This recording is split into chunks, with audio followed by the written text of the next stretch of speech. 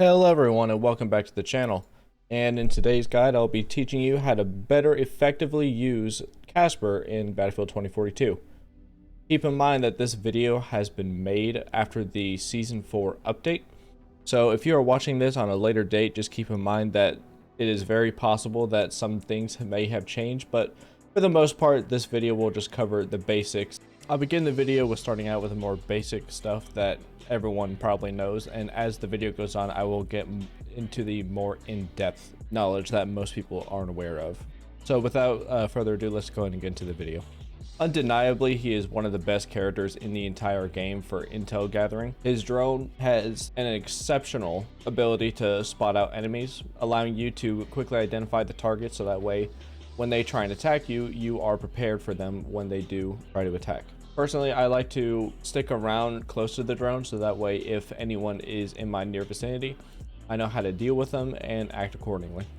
You can also use the drone's fast movement speed and small size to just dodge the enemy bullets as they try and fire at you.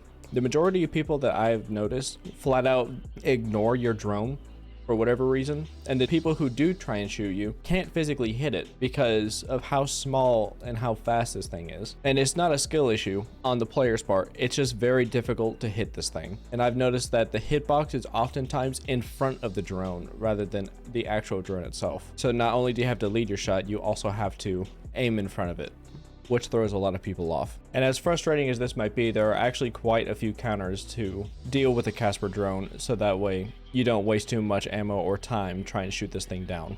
The newest and last character that they introduced into the game, Blasco, is a great counter. Her signal jammer interrupts any and all spawning that you can do with Casper's drone.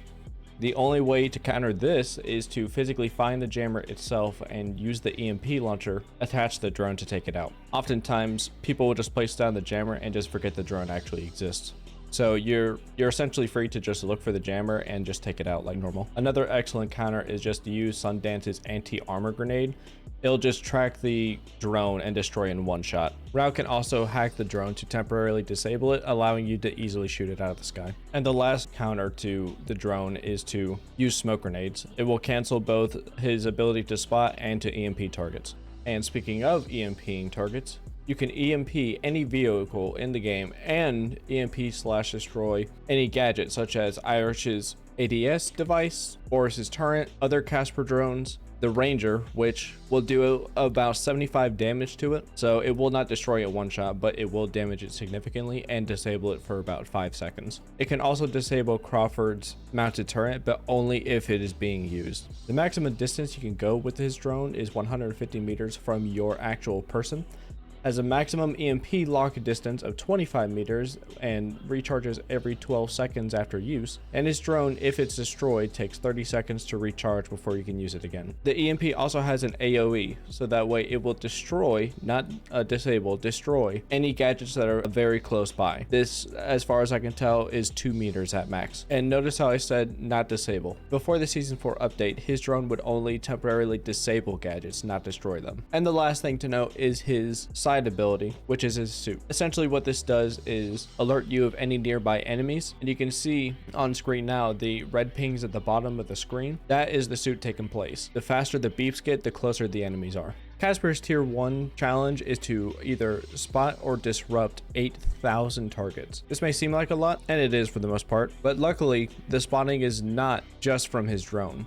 It will also work with the tugs, the motion sensor, and even just regularly spotting people with your hands. All of these in combination with his aerial drone will count towards the progress. And the last few minor details that we'll probably never use but are at least good to know is that anyone who is using the engineer class can actually repair your drone if it gets damaged. I'm not entirely sure if this is a intended feature or a glitch or an exploit, but the other day I had realized that every time a vehicle, or at least the tank on this match, destroyed my drone, the 30-second timer would just be bypassed and I could just keep spawning it in infinitely. I'm not sure if that is intentional by the developers or not, but that is also something to keep in mind if it is still viable when you decide to play him. But that is going to wrap up the video. I hope this was at least somewhat helpful. Hopefully you learned something. And even if you didn't, I hope it was at least a little entertaining for you. If you liked it, found it helpful, or even if you'd like to leave some constructive criticism, please let me know in the comments. I'm always open to more ideas on how to improve the videos, and I'm always eager to help out the community in any way possible. And also, I apologize for not getting this out sooner. The Battlefield 2042 portal mode has no way by default to switch teams. Every time I went into a custom game to try and get the stats for the video, I couldn't get it to work. Eventually, I might learn how to actually use the portal mode because it is complicated and not user-friendly in the slightest. So let me know if you'd ever want me to make a video on how to use the portal editor or the portal mode. But up next is going to be a video on Boris, and so we'll see how that goes. Anyways, thanks for watching. Catch you guys later. Peace.